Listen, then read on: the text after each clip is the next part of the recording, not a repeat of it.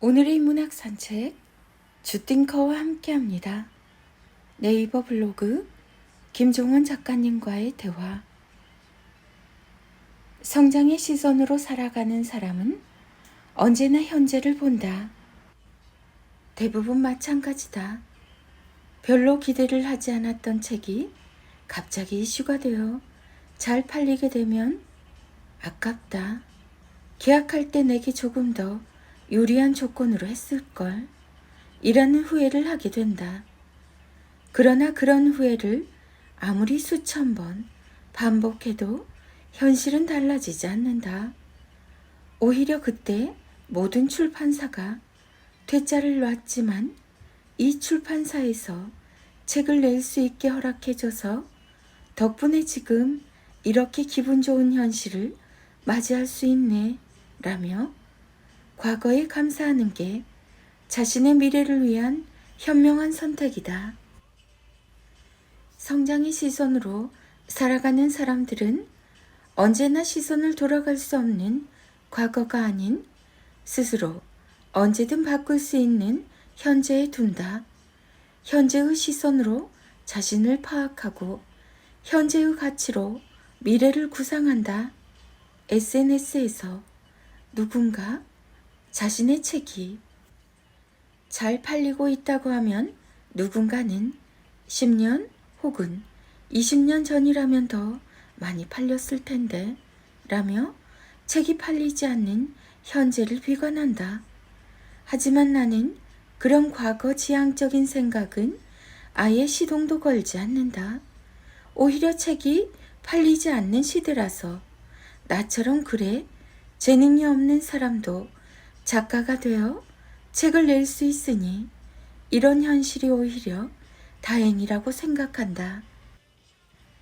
이게 중요한 이유는 과거에 매달리면 어차피 책이 팔리지 않는 시대니까 대충 쓰자는 생각을 하게 되지만 현실의 시선을 두고 바라보면 그래도 진심을 다하면 가능성은 언제나 존재한다고 생각하며 방법을 창조하게 된다.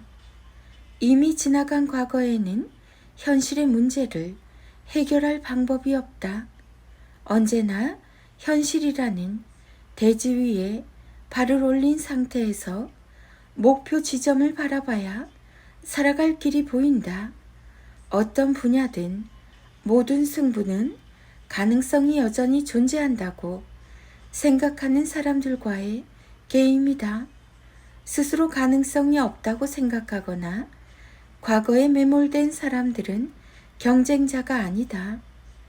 그들은 스스로 자신을 포기한 사람이므로 내가 너를 사랑하고 있는지 나도 모른다. 내가 너를 사랑하고 있는지 나도 잘 모른다. 다만 너의 얼굴을 한번 보기만 하면, 다만 너의 눈을 한번 보기만 하면 이 괴로운 내 마음에 흔적이 사라지고 얼마나 행복한 마음일까. 그 비밀은 오직 신만이 알고 있을 뿐. 내가 너를 사랑하고 있는지 여전히 나도 모른다. 괴테의 사랑은 그저 연인과의 사랑, 이야기에 국한된 것이 아니다. 그대 자신을 보라.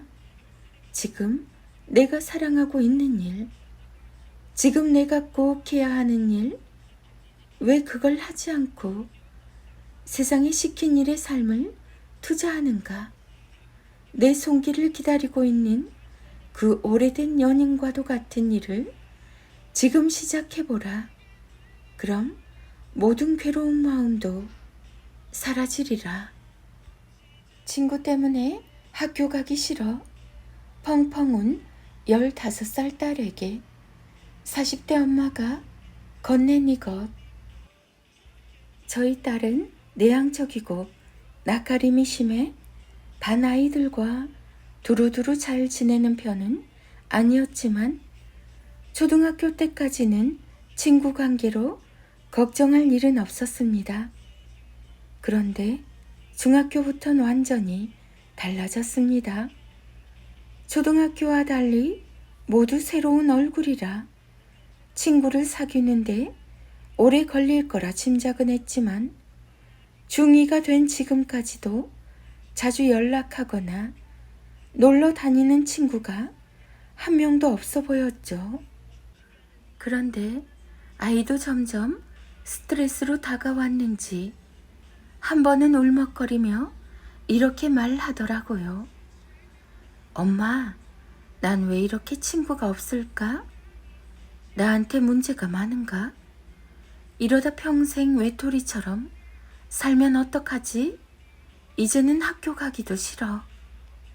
한 번도 친구 문제로 힘든 내색 않던 아이가 얼마나 답답하고 속상했으면 그런가 싶어 마음이 너무 아팠습니다. 심리 상담이라도 받아서 성향을 외향적으로 바꿔야 하나? 꾹 참고 친구들에게 먼저 다가가 보라고 해야 하나? 어떻게 해줘야 할지 도저히 방법이 떠오르지 않았습니다. 너무 답답한 마음에 맘카페에 들러 제 고민을 늘어놓았는데 그 중에서 흔들리던 제 마음을 꽉 잡아준 댓글이 있었습니다. 구름맘, 제 아들은 흔히 말하는 아싸 기질이 강해서인지 늘 외롭게 혼자 다니고 친구들과 어울리지 못해 스트레스 받았어요. 억지로 친구들 무리에 끼려고 애썼는데 더 우울해졌대요. 그래서 저는 철학책에서 본 구절을 보여주며 이렇게 말해줬죠. 철학자 쇼펜하우어가 남긴 유명한 말이 있어. 혼자 남는 건 두려운 일이다. 그러나 고독은 지적인 사람만 할 수 있다라고. 자신을 믿는 강한 마음만 있으면 혼자 남는 일을 즐길 수 있어. 사람들과 더불어 사는 것도 중요하지만 네가 가진 모양 그대로 사는 게 더 중요해 라고요.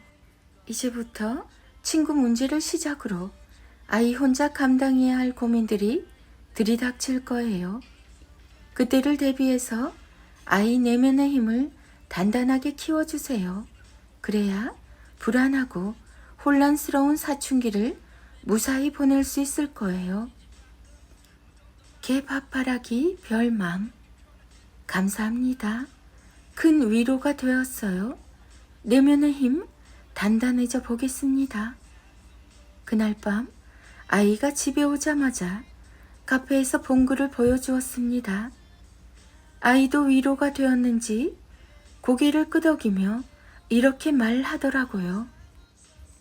맞아.